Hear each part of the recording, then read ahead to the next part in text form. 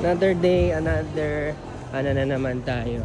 Day of fulfilling orders. Yan o, kita mo ito, sinabay ko na. Isang kamay na lang o. Ano siya, papuntang Taytay Rizal. Meron din Las Piñas. Yan, iba-iba eh. Yan, thank you so much sa mga nag-order sa amin. If you want to order yan, tignan nyo na lang to. Or link in the bio or sa ating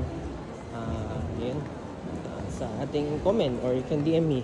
Yan, ito, close up view natin habang naglalakad tayo. Medyo malapit na kasi mga riders natin. Yan, ito po, yan. Ito po in order sa atin, yung isa isang box, yung isa isang box din. Yan. Yan. Ito yung isa, tingnan nyo yung isa. Yan, ang ganda rin tong isa, assorted na siya, 6 pieces na. Perfect for celebration, perfect for gifting. Nandito pala tayo sa Juan Ayala. Yan, may cinnamon, may stuff. Meron din KFC.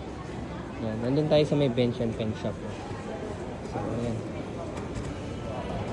Medyo bilisan na natin.